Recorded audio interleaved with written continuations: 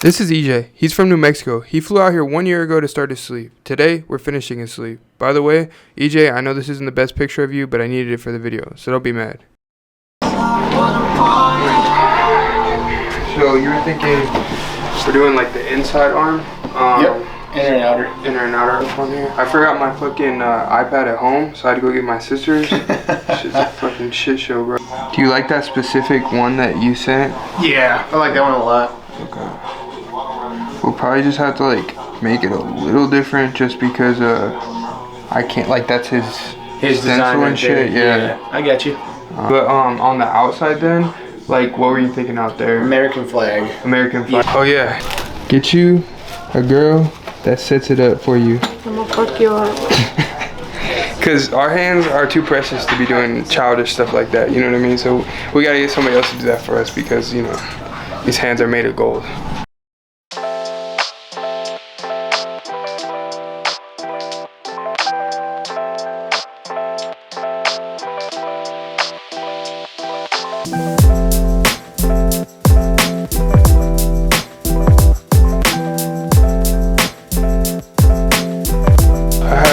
Nasty, like, hat marks. Crazy. That looks terrible. Alright, for those that asked about my drop system, this is my drop system. So I use Triple Black by Dynamic, and what I do is, because I do larger scale pieces, I fill up these 3 caps, sometimes 4, sometimes 3, depends, with full black. And then from here, I keep the drop system super simple. So these are just half, and then these are just like a couple drops in each. Usually about like a 3 drop, sometimes a 2 drop. And then from there I just bounce back and forth between those and then just dip in the water. And then I just fill all these up with distilled water. It's super important you use distilled water and not purified water. If somebody comes out, what was I gonna say? Fuck that up. Brain fart. Yeah. Yeah, just don't use purified water. I don't know why, but just don't. No, I do know why. But there's like, yeah, you'll fuck them up pretty bad. So just don't use it. For needles, I use a 27 mag, a bug pen. That's just what I use from Quadrant. I think they make the best needles. And then sometimes I'll use like a liner just to clean up some stuff. But for pretty much the whole tattoo, this is what I'm using right here. It doesn't really matter what I'm doing. That's really my go-to because you can really do everything with this, in my opinion. You can put it on its edge and it becomes a 3-liner. You can use it as a flat mag. You can cut lines with it. You can do all your shading with it. You can essentially do everything. And then, let's see, what else did I talk about? Oh, I just got these to try out. These are from Wipeouts. They're supposed to be a lot better. So if you have crybaby clients that cry about you wiping, try these ones out. They're supposed to be way softer. But he's not a crybaby, but... Oh, but we got his opinion, right? Yeah. Did they work? Yeah, they feel pretty good. Hey, Wipeouts, sponsor. But yeah, they're a lot better than even shop towels. They're just made a lot better, I think, softer and everything like that. Especially when you wet them. These ones are the dry ones.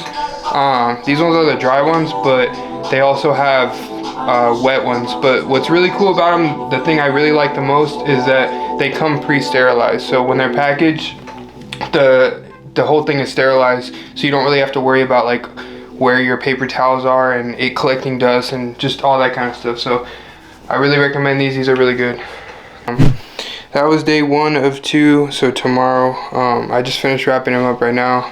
I didn't get that much footage from today, but I'll get some more tomorrow. And then that'll be day 2. I think we're doing an American flag on the outside portion. He has a spot that's already tattooed from like 4 years ago. So we're just gonna work around that, and then yeah, that'll be it.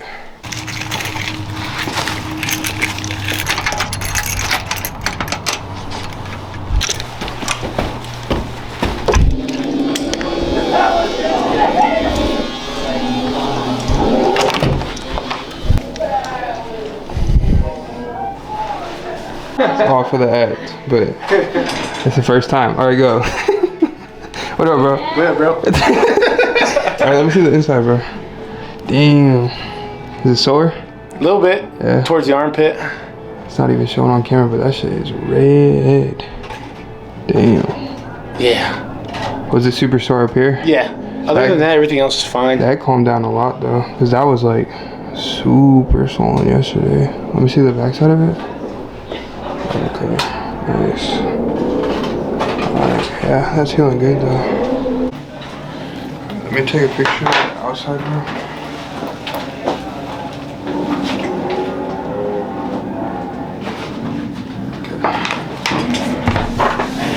You get something to eat today? Yeah. Alright, cool. Quick Canes real quick. Yeah. Yeah. Canes at 10 o'clock in the morning? Amen. Yes. We don't have it in Albuquerque. We really just built it, and I was like, get my fill of it in here before I go back out there. Chicken at 10 a.m. You're a savage, bro. I gotta eat breakfast foods in like morning time, you know? Yeah. She'll eat like a fucking, like a ribeye steak in the morning. I'm like, bro, what? Steak and eggs? Nah.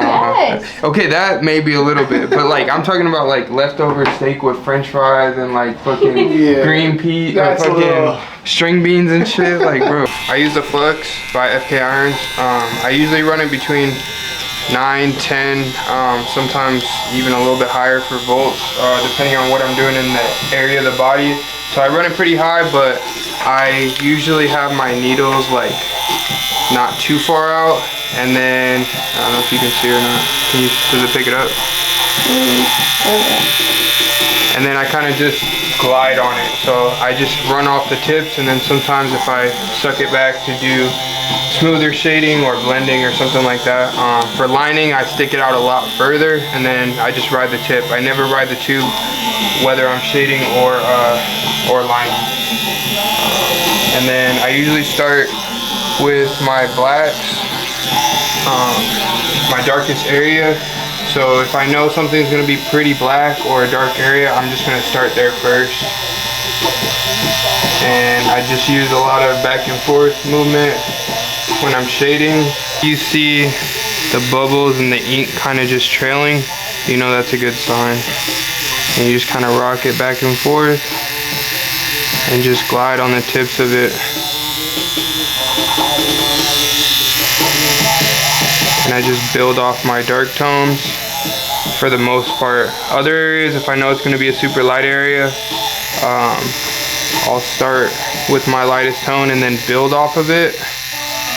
But if it's an area that's pretty dark or black, this is also an area where you can kind of play with your tone. So if this is the first time you've tattooed someone or used their skin, you can kind of see how their skin takes the ink.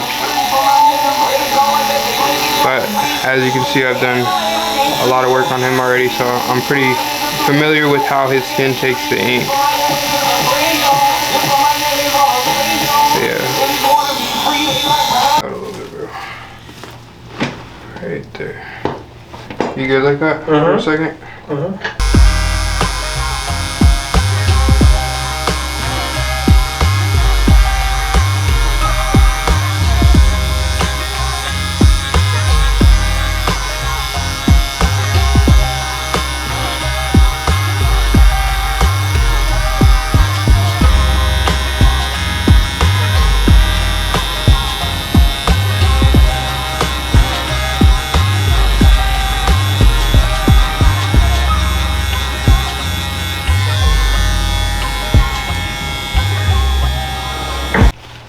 Alright, so if you're dealing with like anyone who has thicker skin, this is a quick tip you can use.